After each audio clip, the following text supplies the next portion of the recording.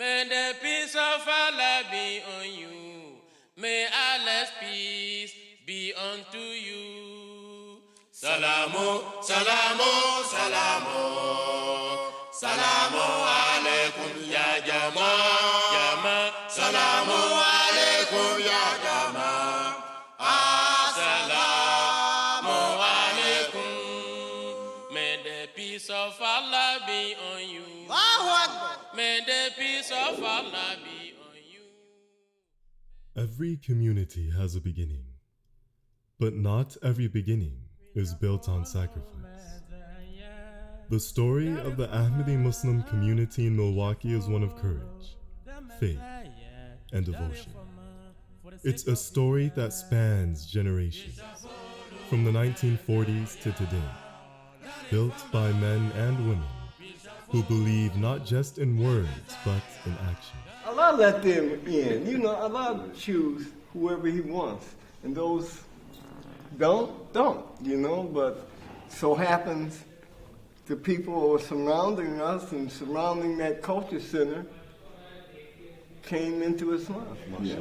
The community as a whole was very giving, very welcoming, and I think Milwaukee continues to be that way. And that was it. I read the Quran again, and the philosophy of the teachings, and both of them just made so much sense. The Khalifa of the time of the promised Messiah, the Khalifa what? Is the closest to the Almighty in the entire universe.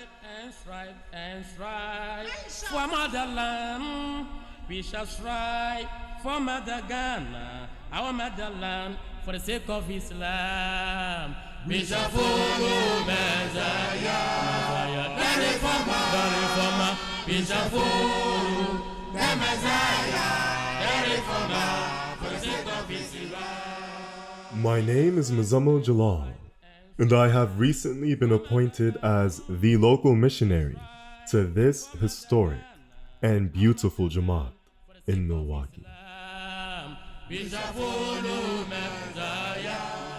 Join me as we journey through the rich history of this community and see what makes it so unique.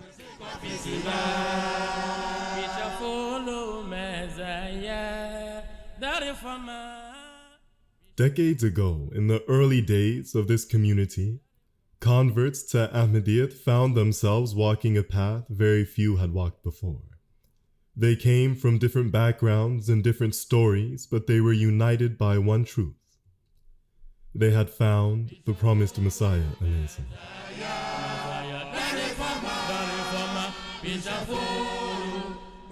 I accepted in 1969. It was after I did my military service.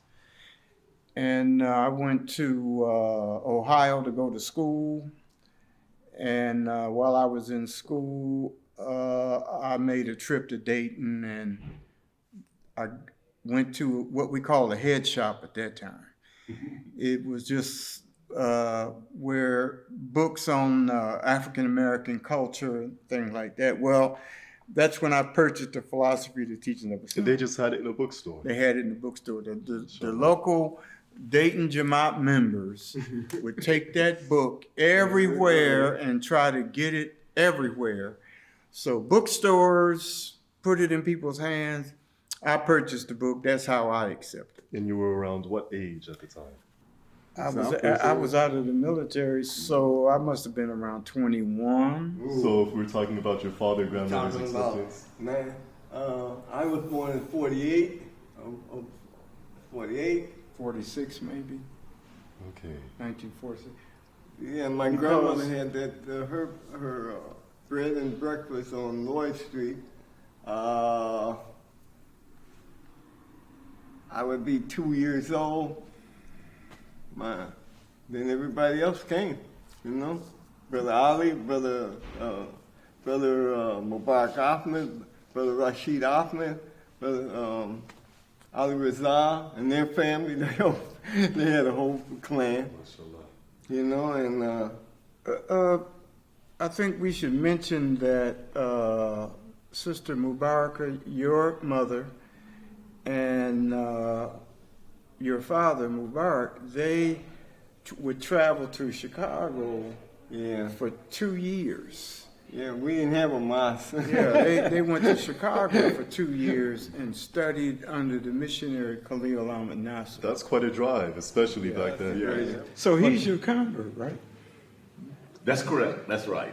Him and Muhammad Bashir. Right. And Muhammad Sabir. He came in when my dad established the Afro Culture Center in the inner city. Okay. And then Muhammad Sabir, Rashid, everybody gathered there because that was the first mission house. And where was this? This is on Milwaukee and on Green Bay Avenue. Okay. So actually, we started the mosque there. You know, the women had one side and the men had one side, and then we did the same things that we do. And I may add that in the community, Bashir's father and mother was very active. In fact, they were, at that particular time, you know, most African American during the Abraham Lincoln time were Republican. So the Republican at that particular time, they felt that in terms of progressive, bringing funds and resources back to the community, Sister Mubarak, his mother, felt that it would be prudent for her to attach herself with that particular party where the resources was available to get the resources to bring it back to the community. So his mom, as he had mentioned earlier, who gave the Holy Quran to President Gerald Ford at the time, so she indicated that these communities need help, and she was part of the Ahmadiyya Muslim community, and she also gave the Holy Quran to President Ford. He opened it up, and he told her he was very gracious that to receive this from her. And she was very dignified, as you have indicated, and well-spoken. With that, back to the high school, to go back full circle in high school, in fact, Bashir Saab, everyone knew him, and he was always speaking in terms of justice and equality, because now we're coming out of the 60s with the social changes, politically, the war in Vietnam was going on, all of these things was happening. And so the young people in our community and across the country was very active in not only high school, but also in universities. And folks in the street were demonstrating like they're doing now, politically and socially. No, we're talking about the 70s, 60s? Yeah, right. This is like 67, this is 65, 66, 67, 68. So civil rights movement, all of this. Right, all this stuff is going on. All this, you know. Riots, everything. Yeah. So his dad was very active, knew most of the judges in Milwaukee and established a relationship with them. And I always put, Ahmadiyyat in Islam in front. It always talks about Sir Muhammad Zarfullah Khan, because his father, in fact, had chauffeur a few times, Bashir Saab, Sir Muhammad Zarfullah Khan, God bless his sweet soul, when he's in New York. He also cooked. His father was a great cook, a lot of resources, very resourceful. So all of this was going on, and you're seeing that while you're Well, all of this is going on with his father. So his father being in the community in Milwaukee as a resident here, I'm going back to the high school. So around the high school, he was well known as a result of his father, and he was active, very active in terms of his ability, not only academically, but also a great artist in the community. So with that, he was always giving out the teaching and philosophy of Islam. Brother Bashar Saber used to be one of the guys that come to my house, and we introduced, because I'm from Milwaukee, so I knew the people in Milwaukee.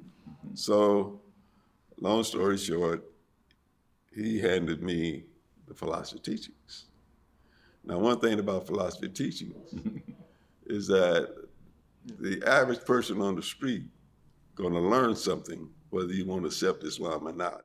There were key figures that really sparked that development.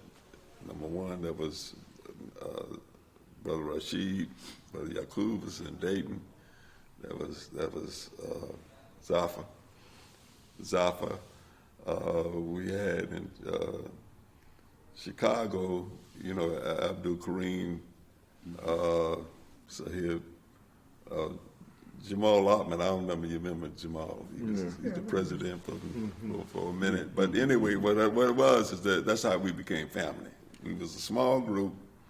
It was because of the fact of Brother Rashid, Brother Zafar, meeting the brothers. Our Christianity wasn't the Bible. It was about doing good, respecting your elders, and you do not steal. These things. These were moral precepts and concepts is what we were raised with.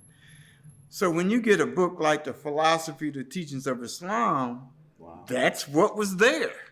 And that's what attracted us. You know, when I came around, there was a lot of social things going on, as my dear Bashir Saab. You know, he mentioned the Vietnam War. There was demonstration on the street. You know, what's going on now? Racism, separatism. All of these things that was going on, we're talking in the 60s, the social change. Like what's going on now, I think this is a kind of parallel as to what was going on in the 60s.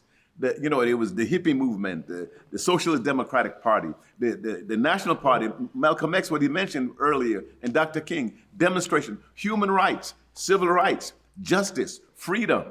All of these things was going on. So if you're talking about, we're coming out of a social and economic system that was unjust. And you have Islam, which is talking about you can't have peace without justice. Somebody's got to make a move. A move has to be made. And the notion that we were going to change the system was a driving force for us. So it motivated you guys to be that change yourself. Exactly. And Allah blessed you guys to uphold that change for decades. In the 1960s and 70s, America was a land wrestling with its own conscience. The civil rights marches, the riots, Vietnam raging overseas. In these turbulent streets, a small band of African American brothers and sisters began a quiet revolution. Okay, my name is Abu Hanif Safwan Saifullah. And Saifullah Sahib, you brought us gems. If you mind explaining what this is and what do we have in front of us? Okay, this was a newspaper that was published by the Jamaat in Philadelphia. And I don't know how many publications they did, put out, but this was something that they were publishing out in Philly. So we're looking at 1970s. The Jamaat was making its own publication. Yes. And how did you get your hands on this? Oh, they would, bring when Munir, Munir would come to Milwaukee because his wife was a sister of Rashid Ahmed's wife. She was a younger sister. So he would come down and just, bring some, different things with him from time to time. And these are one of the publications that he brought down.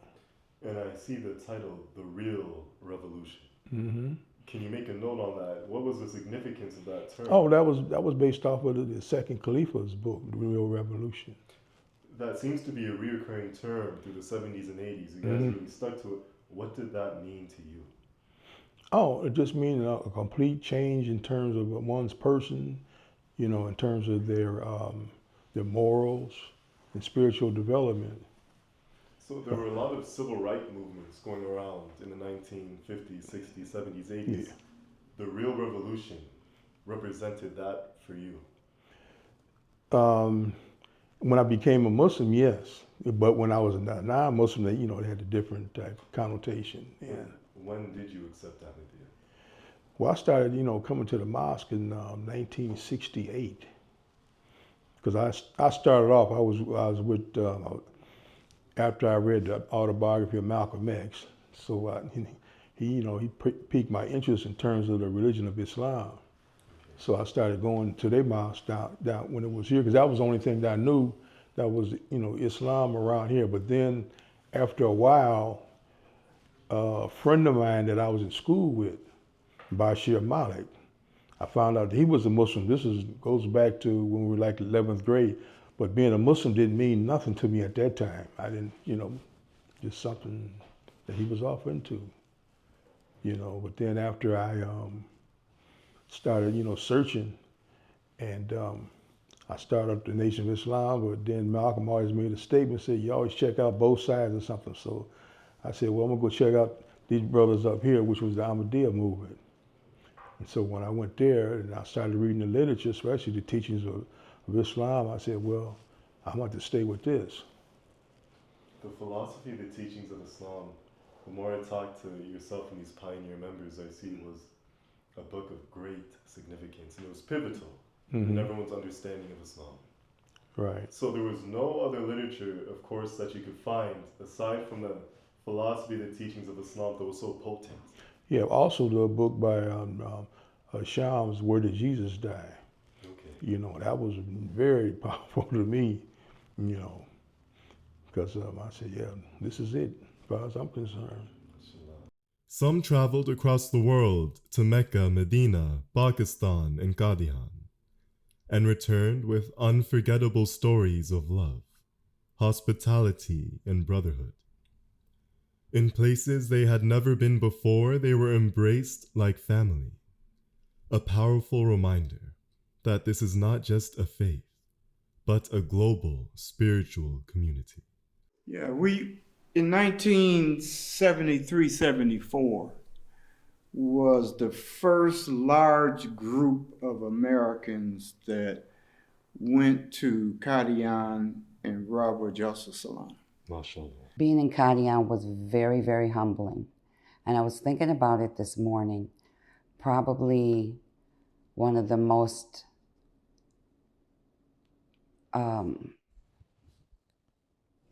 heart-touching things that I will never forget is the room that they told us, okay, sisters, you come this way, you'll be sleeping in this room. And it was a long room, kind of chilly in there at first. But once we brought all our bags in, and they said, this is the room where the promised Messiah was born. And so just, what is that like? What does that mean? I mean, I know what that means. He was born in this room, but the realization that the promised divine messenger, the promised Messiah for all mankind, was born in this room where we will be sleeping for an entire week. It was, when you walked in the room, you could, I know maybe it sounds crazy, or you hear people say, I could feel something. All of us kind of felt, the room had like a spiritualness to it, and we all felt very blessed to be there. And then came a turning point. The fourth Khalifa, Hazrat Mirza Ghulam Ahmad, may Allah be pleased with him, visited Milwaukee not once, but twice. That's his name, what it is. It was named by Khalifa Timothy Rabi. He came to Milwaukee for a minute. They had him scheduled in a different way. And Hazrat said, how did they go, Nasrullah? Mm-hmm. No, when he came to Milwaukee, when you and Brother Rashid in the car, you drove him to Milwaukee. Yeah. You remember from Chicago? Yeah. So he was set up to go to Dr. Shams, and they had a big thing for him. Mm-hmm. And he said, no, I'm going to Milwaukee. He wanted to see our mosque. Mm-hmm. And the mosque was... Oh, the first time. Oh, that's correct. Oh, yeah. All right. That's quite a story. Oh, the first mosque. Yeah. So Brother Kadan. It wasn't the mosque. It was actually a mission house. Yeah. In fact, it wasn't the mosque. Yeah. We didn't have a mosque. that mission house, in fact, and I think this just to shed some light on it. And this is not, to shed some light on it. And Brother Kadan always talks about it. When he came, the place was just a small place. And when it rains, his wife was the Lajna president at the time, and the sisters were very active. And so when the rainwater would come down, the sisters would take bucket to catch the water. So just to give you a history of from whence we came. Right. And so when Hazur came, our dear beloved Hazur Khalifa Masih IV, God bless his sweet soul, when he came, also you have to go downstairs to make wuzu. And the wall was crumbling. The landlord wouldn't do any work repairing the place. And downstairs they had these big, what you call roaches, water bugs. These are huge. So they're in the dark. So when you turn the light on, these things just scatters, So as Hazur came, he was wearing a cashmere, always wear a cashmere coat. And he's making wuzu, took his coat off, and the brothers held his coat, and he's going down. The debris and stuff was falling on his shoulder, and he was trying to shake this stuff off. And he went downstairs, the light comes on, all these roaches and this thing just spread. So he came back upstairs and he says, Mala Rashid Saab, he said, Rashid Saab, you find a place and I'll give the first $50,000 towards finding a place. This was in 86. No, it would have been maybe a little later. 89 maybe. 86. Or 88, 89. For those who were present, it was life-changing. His words inspired purpose. His presence inspired action. You know, Hazur, Khalifatul Basir al-Rabi, came to Chicago before he was Khalifa. Yeah. So you and he was always... Before his election, you guys met him. Oh, yeah. Right. He was in Chicago. He was in Tabligh. Yeah. I mean, when we met him, once somebody talked to Khalifatul al-Rabi during that day, they became a convert. He converted about 2 or 3 times in Chicago from a speech. Right. Talking about how he was the sermon. It wasn't a sermon. It was a speech on Al-Qaf. Just in one speech. And preacher was right there, and then after Al-Rabi got to do explaining what he was talking about, There you go. oh, they was kind of, they were breaking them down. And that's the kind of personality he had. So that impressed many. That's one reason why so many African Americans were so attracted to it. Their first mosque was little more than makeshift halls. A storefront with women on one side and men on the other. But when Hazrat Khalifatul Masih, Hazrat Mirza Ghulam Ahmad, may Allah be pleased with him, visited, he saw the walls crumbling, the roaches scattering, but he saw hearts full of faith.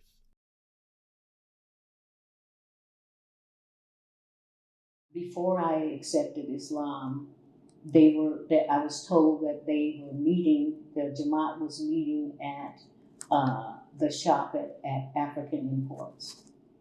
And then they moved to 4385 North Green Bay Avenue. And it was in a building where there was an office at the bottom, but on the top floor, the Jamaat was meeting there. Then we went from there to, it was on the corner of 48th and Fond du Lac. And that's where we stayed for a number of years. We had Ahmadi Muslim school there. We had a regular food pantry for poor people there. That's where the 4th Khalifa, peace be upon him, he came to visit us there. He didn't like that where we were. After the promised Messiah appear, we've had 5 Caliphs here.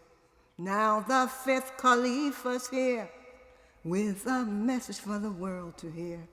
La ilaha illallah Muhammadur Rasulullah. La ilaha illallah Muhammadur Rasulullah. Revive the religion, revive the religion of Islam, the religion of Islam. This is our old masjid. There's MTA dish is still on the roof here.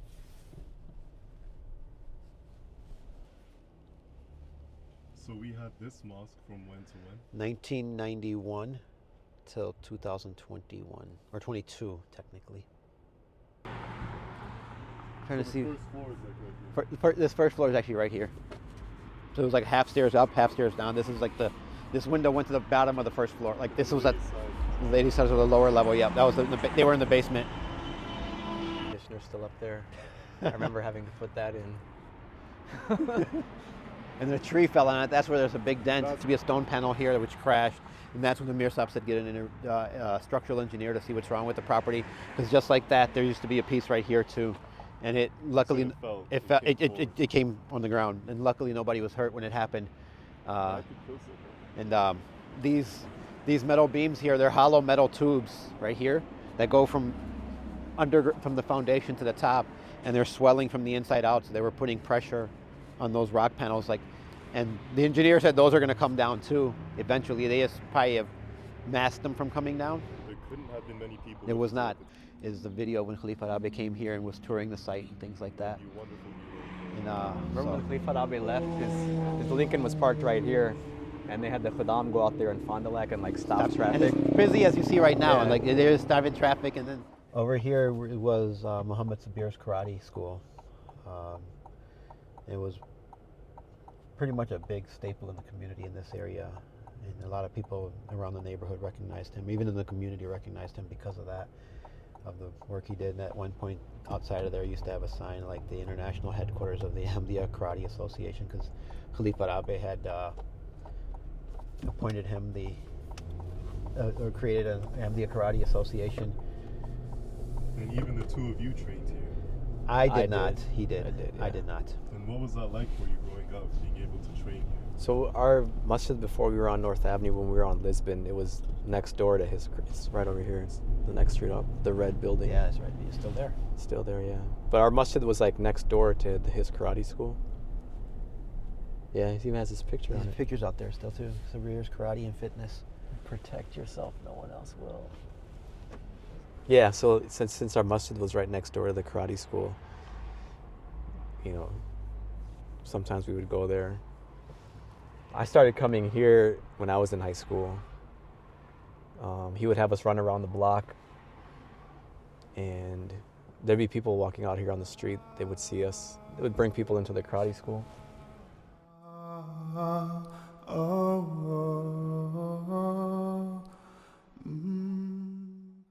So let me say this. I'm going to interject. I want you to go. I want you to go. The uniqueness around our martial arts, and you probably have experienced this too. The uniqueness, especially in Milwaukee, you don't get a lot of martial arts schools. So where people come from, they come from different cultures. Especially in Milwaukee, more than 600,000 people. In Metro Milwaukee is probably a million, maybe, right? But we had this. The dojo had this ability to attract a lot of folks. So you had some Jewish folks, you had some, other like different levels of Muslims. You had different levels of Christians. You had African spiritualists. You had people who all in your father's dojo.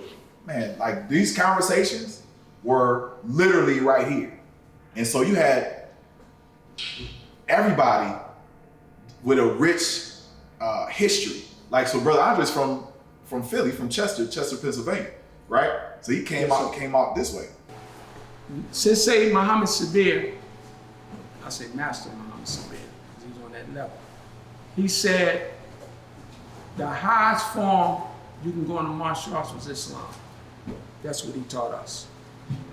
The highest rank, not first dan, second dan, third dan, the highest rank you can go, and highest spirituality, he said, was Islam. Because he said the physical, that declines, right? Then you depend on mental and spiritual. He said the highest form was Islam. I remember that. Yep. And that ain't nothing I hearsay. I will tell you that.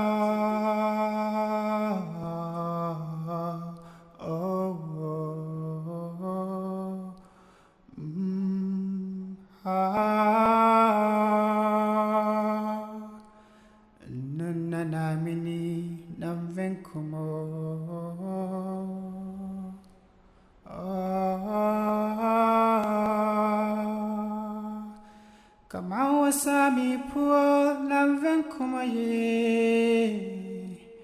Kama sami poor lamven kumo.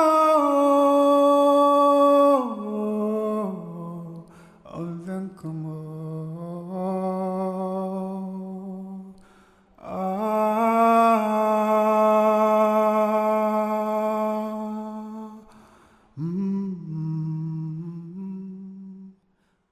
The story of Islam in Milwaukee isn't only African American. Soon Ghani and Ahmadis made their home. Together they built a Jamaat that stretched across oceans, cultures, accents, but stood united under Khilafat.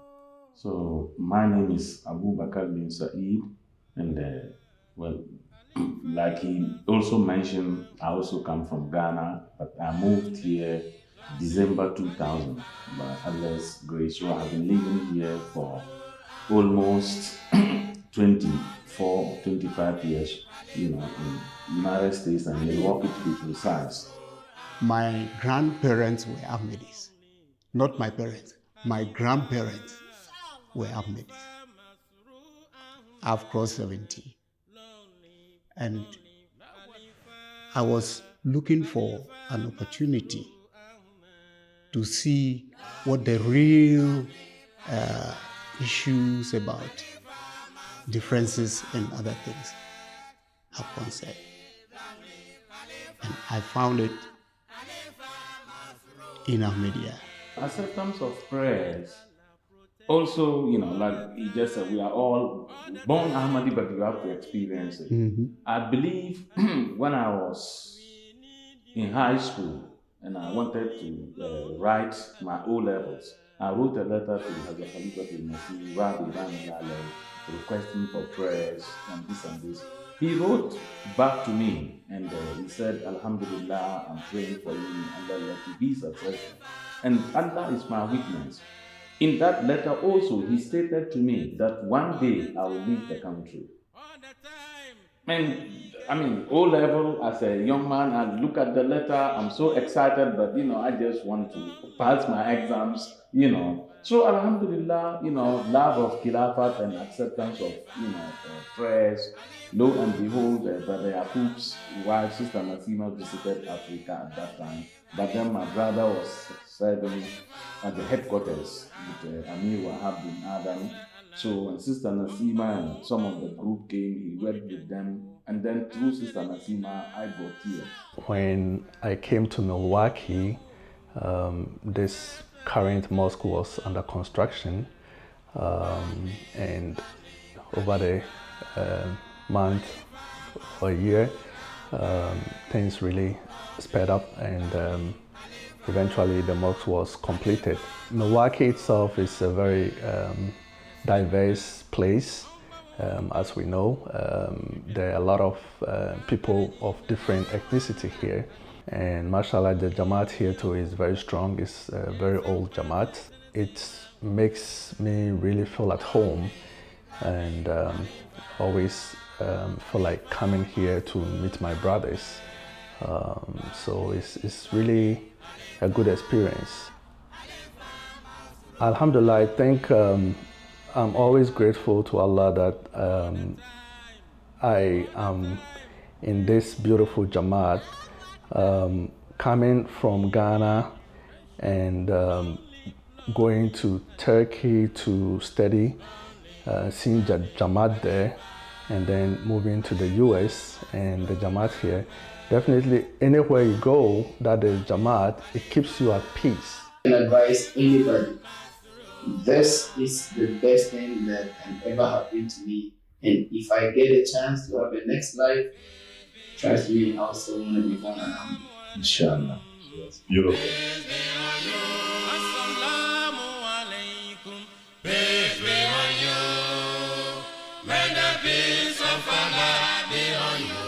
Assalamu alaikum. Peace be on you. Assalamu alaikum.